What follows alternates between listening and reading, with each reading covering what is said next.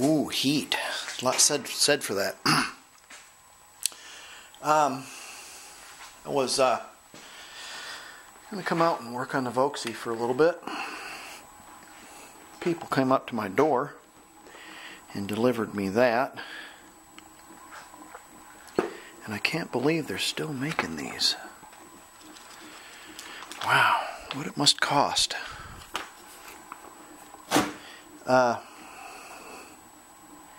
Everything's found online now. Why would you want a print version of it? I guess you have taxes to pay and a certain amount of money you can spend on advertising. It's either that or pay the government. Then I guess you do your advertising any old way you can.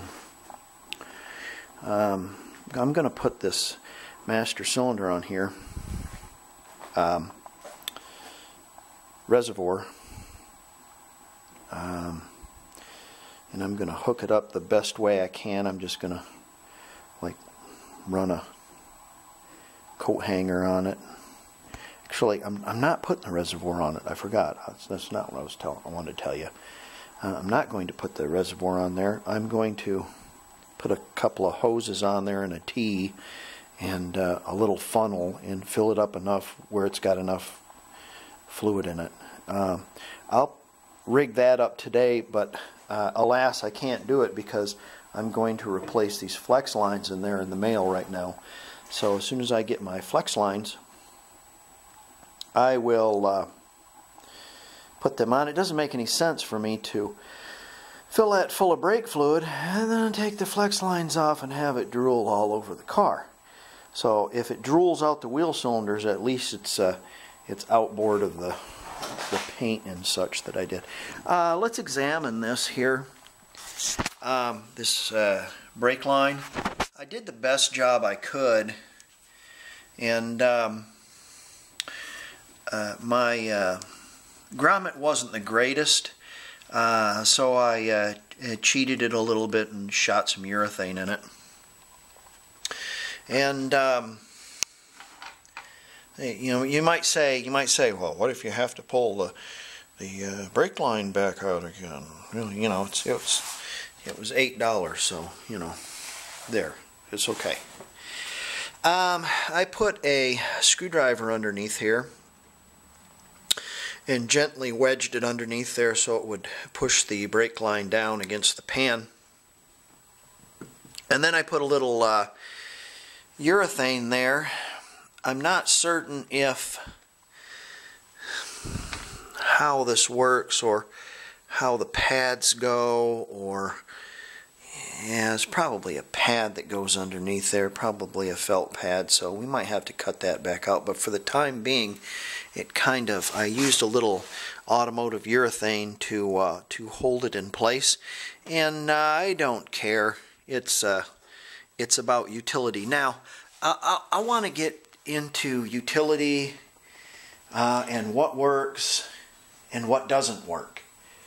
What will last a long time, and if I isolate that and keep it from rubbing, and it's a steel line, and maybe I spray some enamel on it, it'll probably last for a long time. It'll last for a long time. So it should be okay. I had to kind of skew this a little bit. There is about a 1/4 of an 1/8 of an inch gap underneath there. I'm probably going to shoot a little urethane underneath there to act as a buffer so it doesn't vibrate against it or make noise or wear out, or all that stuff.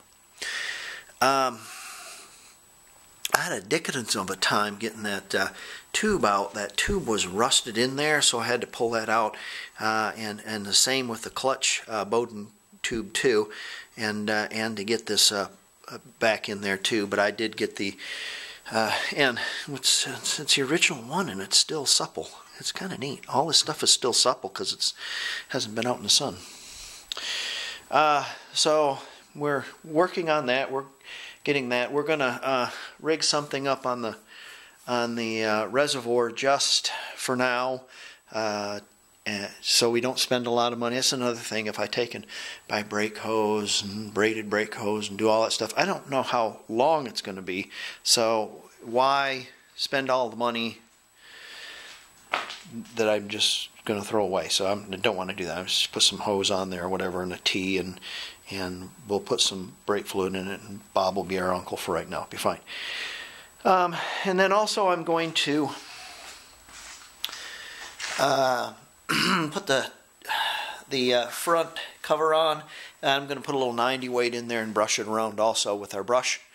So let's get after that.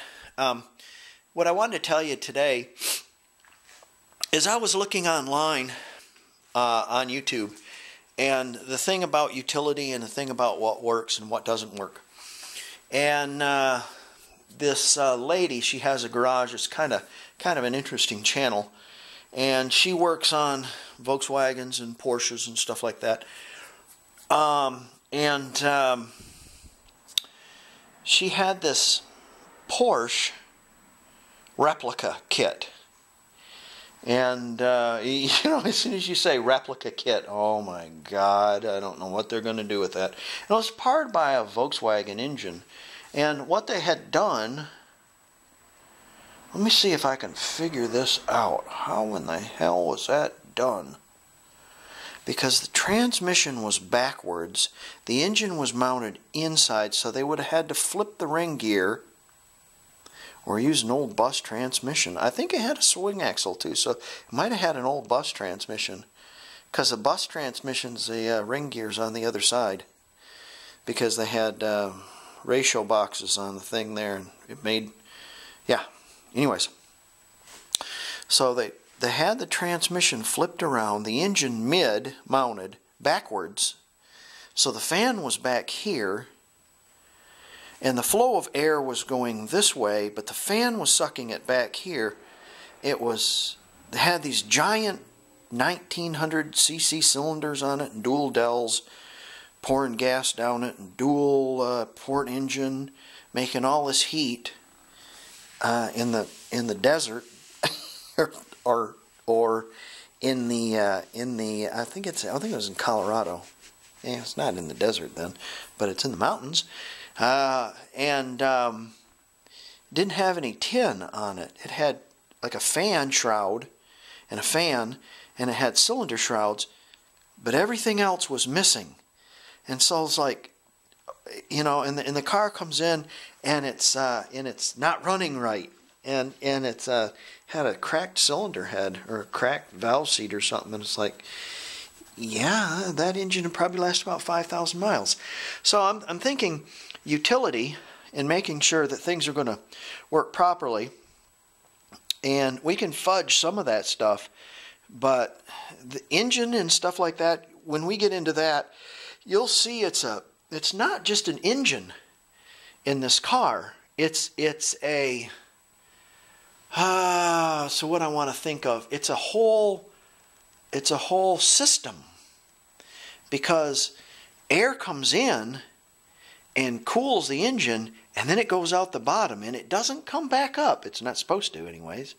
And it's enough air to cool the engine, and enough fan to cool the engine, and timed right, and all that stuff like that. So the engine will last, and that's our idea, is we want an engine that lasts. Anyways, I'm building a car that's going to last. That's, you know, I'm not turning around and selling this. This is going to be my daily driver, I hope. So I'm going to try to do things as right as I can for the money I have. So there we are. Okay, well, let's get working here. Enough BSing. How about something like that? And that'll fit right on there. Like, you know, just push it on there, and I'm sure it won't go anywhere. Get them all bled, and if everything works out alright, I'll just take the funnel off and I'll put a little cap on it, or screw down, bolt down in it. Whoops, that ought to work. Probably be okay.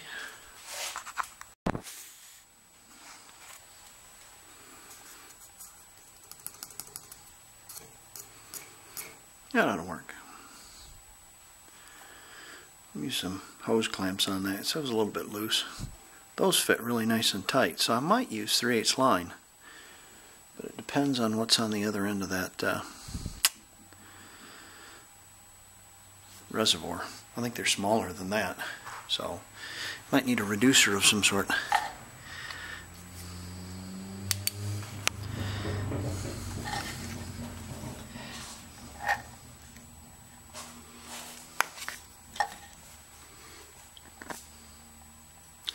Go to the inside of that with some 90 weight. At the end of the tunnel there's a little blueser valve on the other side of it, a little rubber valve. So if I park this on an incline, all the stuff will run down the tunnel. There's not a lot in it anyway, so it's kind of moot. I just wanted to do a little something about something that I can't do anything about. If that makes sense to you. I want to do something about something I can't do anything about. And that would be, how are you gonna clean out that tunnel? You know, I swept it out, and me hitting it with the air hammer and such like that around there, it kind of knocked all that scale and stuff loose, and I swept it out. But how are you going to clean it out and treat it or paint it? Yeah, so yeah, just it is what it is. What are you going to do? It'll be okay. It's just kind of surface rust that's not rot, and with a 90 weight on it, it will preserve it. Incidentally, oil does not prevent rust. It does not prevent rust. However, it does block oxygen, and oxygen is what causes rust. So, you know, that's what oxygen is the felon here, the villain. So when things rust, they oxidize, and if you can coat them in whatever, it will keep them from getting to the oxygen. That's why they find things like tanks and such that have been sunk in swamps. Although it's a swamp, all that clay down there keeps it from getting any oxygen to it, and they don't rust. So that probably also had a film of oil on it of some sort. So, okay, we're as far as we can go. I'm going to put the plate on this, and then I'm going to wait for my hoses. Put our brake hoses on, then we can test and see if we have brakes. Once we pump up our brakes and bust all our wheel cylinder bleed screws off, we can open up these brakes and see exactly what we got. Front brakes anyways. Rear brakes I'm not going to worry about until I'll try to bleed the rear brakes, but I'm not going to worry about taking the drums off until I get a transmission, because all that has to come off anyways. So why do the work twice?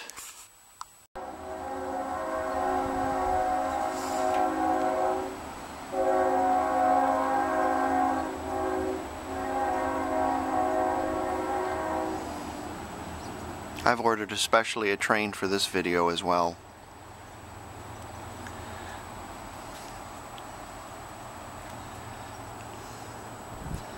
Look at this. Veterans Day.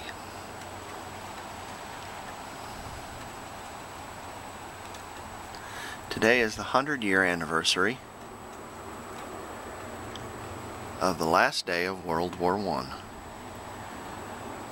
100-year anniversary. Pretty good.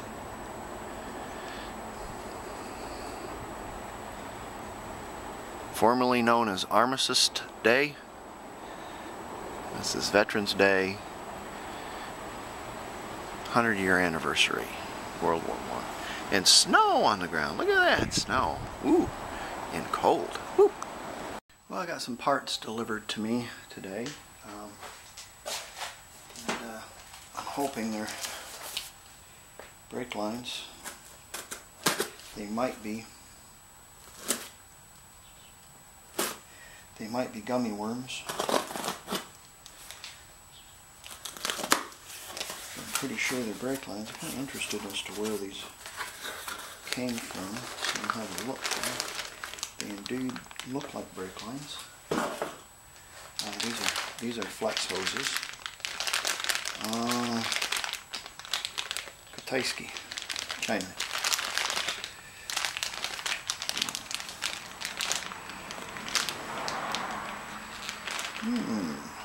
It doesn't say. That one says China. They're all Chinese. So they are DOT and SAE approved though, so should be all right.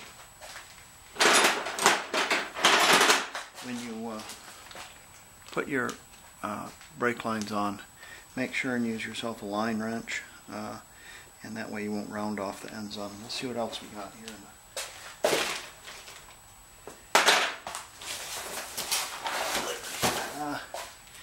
I got into the idea that, you know, I tell you what I'm going to do is I'm going to replace the wheel cylinders in this as well, because you go through all this trouble and the wheel cylinders are still bad, huh? Yeah, so why do it like that? You might as well put wheel cylinders on it while you're in there. All right, let's see what's in the box.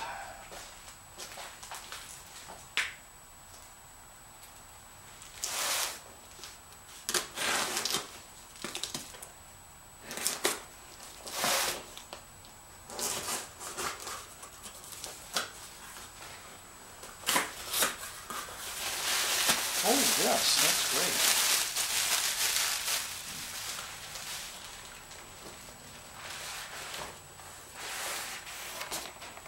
Yeah, nice. Shock absorbers, front and rears. Okay, so we'll set those aside. And we'll start on a wheel. I think we'll start probably on that one. We'll get this pulled out.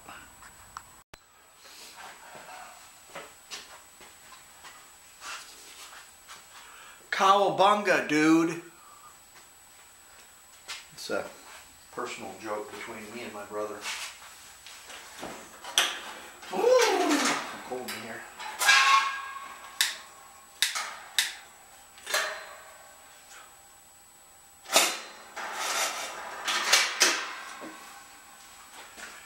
Get a nice kerosenium fire going in here.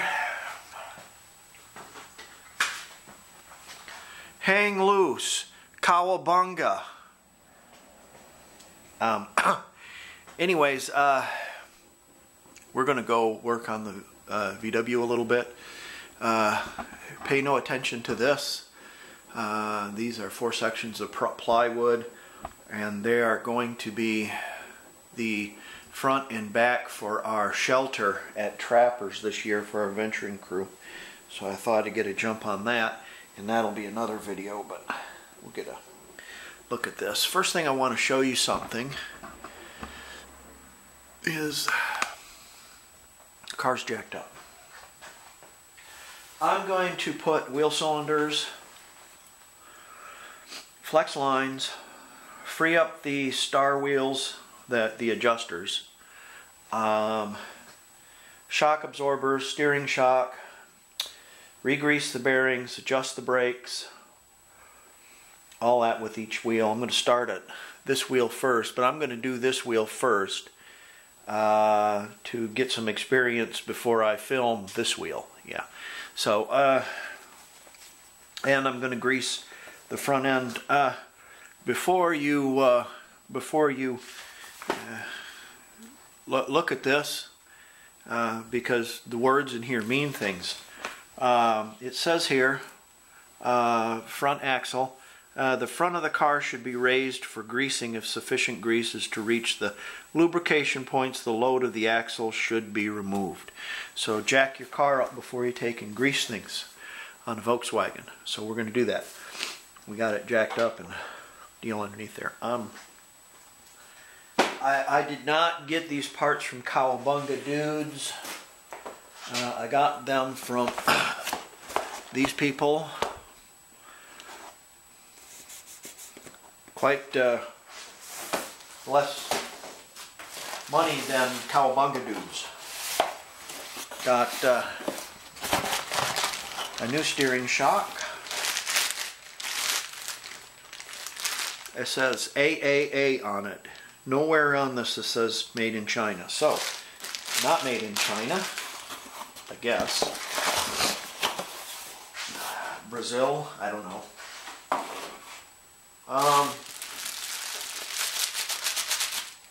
Then I got some wheel cylinders.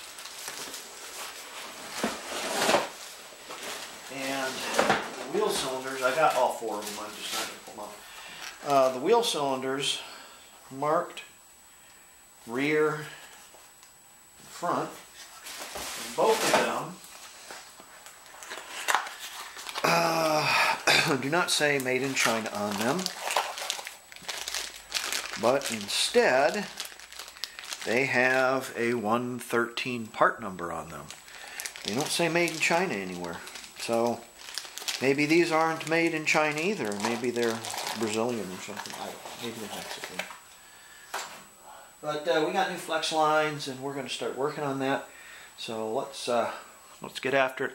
Like I said, I'm going to do this one first for practice. The one thing I do know about the right-hand side is the nut that holds the whole thing together underneath the grease cap is left-hand thread. No? Right-hand thread? That one's left-hand thread. That one's right-hand thread. So this is going to be normal. This one's going to be backwards. Aha! It's a scene like this that makes me, I'm glad that I'm older and much more steady rolling than I was as a youth. Because this would make me despair. But it doesn't me. It's to be expected almost now. So it's kind of fun. If you notice in this picture on the left is the acetylene hacksaw, and on the right is your air chisel. Those two things are your friend.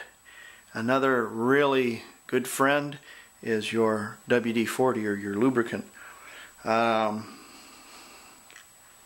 I got into this thinking that, oh, I'm just going to replace the wheel cylinders. Oh, wait a minute, let me check and see if, let me look at my ball joints and see if there's any slop in them. Yup, lots of slop in them. And then you start seeing things like, and what you're seeing is trouble. So, let's see if I can find there's the picture right there. Now, you see that tie rod end? Focus. The tie rod end, the boot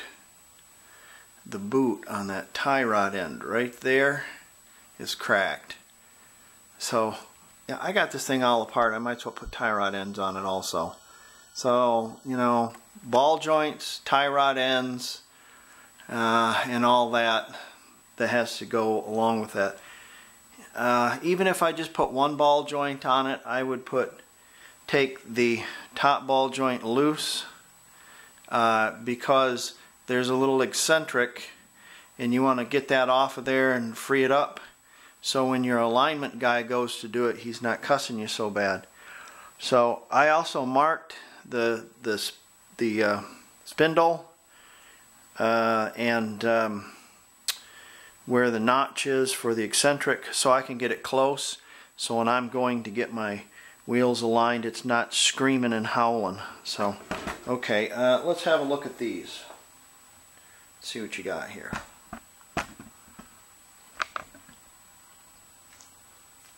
Okay.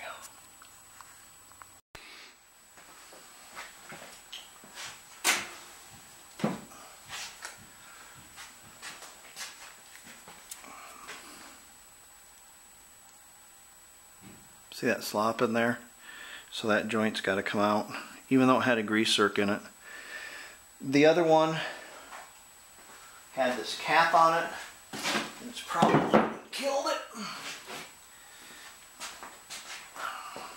There was no way to grease it, and they didn't take that out. There's that eccentric, but I still have some slop in there, and I don't want any slop in there. Got it all apart. I might as well do it right. had a look at my brake pads or my brake shoes. Rather, this doesn't have, it has drum brakes. And you've got separation here, and they're really thin. Man, you're putting it all back together. Buy some brake shoes. And while you're at it, buy a new brake hardware kit. There's the hose. It's just a mess. Here's, it's like, I had to pull that out of there with a pair of pliers. It's all crusty inside. And some wheel cylinders. And then the sway bar.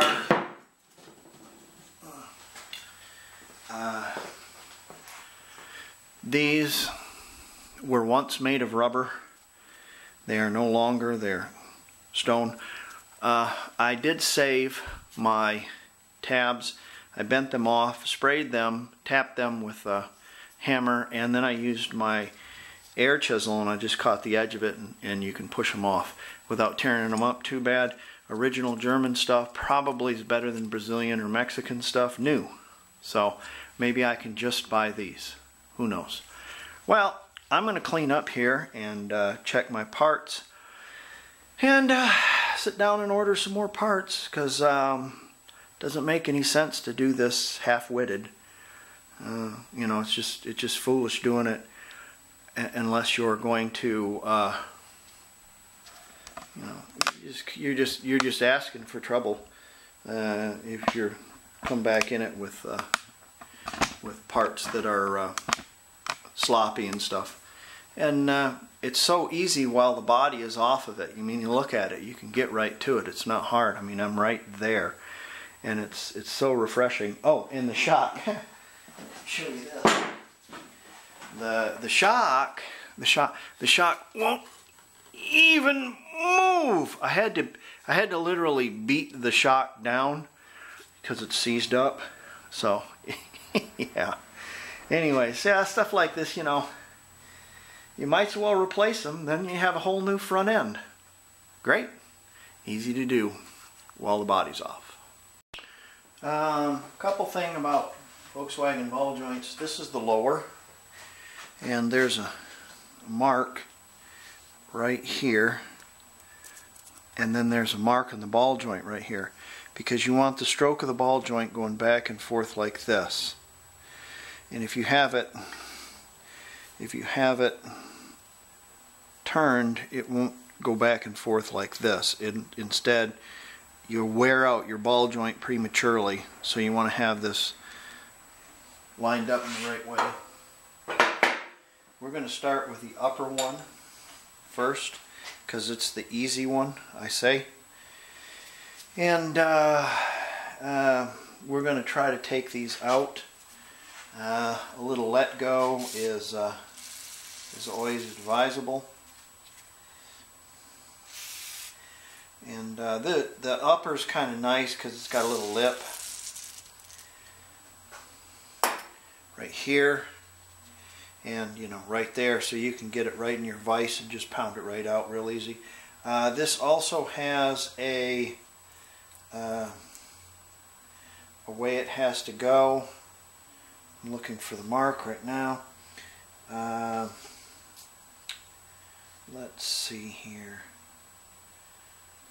Oh, yeah, there's the mark right there. It's not very visible, but that is the mark right there. And there is the mark in the ball joint, and it has to run this way. So, okay.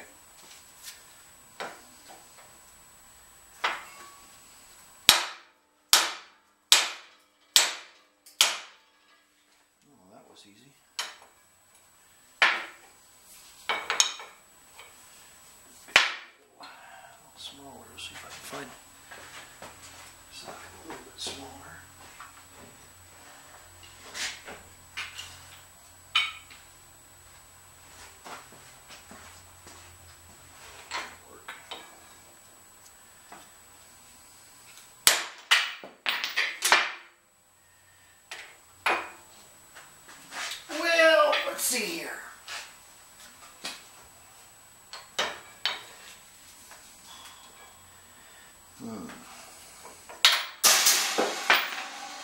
don't want to cooperate, do you? Where'd that go? My goodness. The things I go through. Alright, let's see. How about a set of curved jaws? Curved jaw. There you go.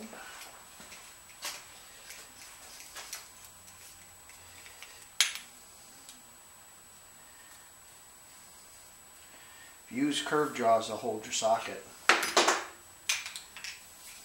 you use right socket, you'll have the right socket. Alright. See how the jaws are curved?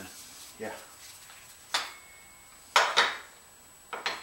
Let's see if I can hold both of these at the same time.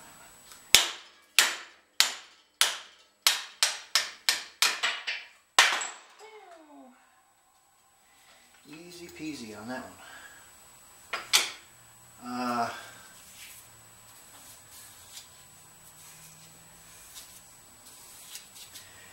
I thought these had fins in them, but I guess they don't. So all you have to do is line that up with that mark there, and they go in. I thought they had fins. Now they do.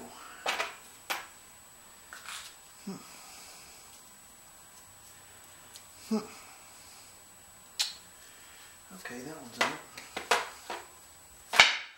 Let's have a look at this one. This is going to be a little bit more tricky. So let me rig something up here where I can pop this out. I'm thinking something about like that. See if I can't just get it to move, maybe. Give it a swing and see if I can just make it move first. Go on it.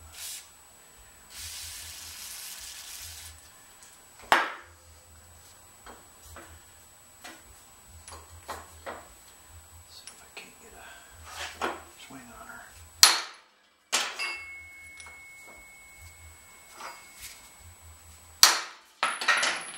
Boy, it didn't like that, did it? Alright, let me try to figure something out, because I don't have enough, I can't get a really good rig on there to figure this out. Give me a minute.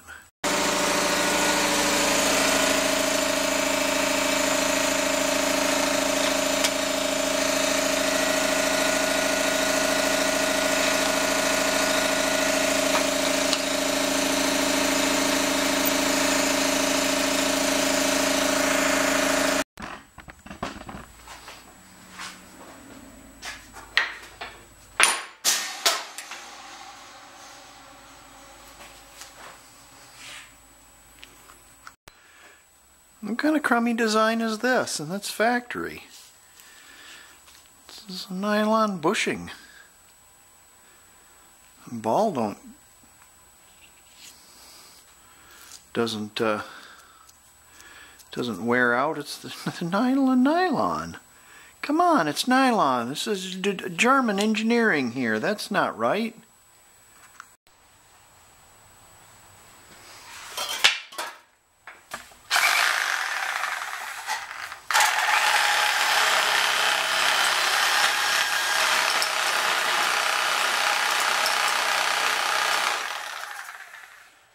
Make several cuts, but don't go all the way through into your arm. Alright, I made 4 cuts into that. Come up a little bit here so you can see. And then I'm going to get after her with my air chisel.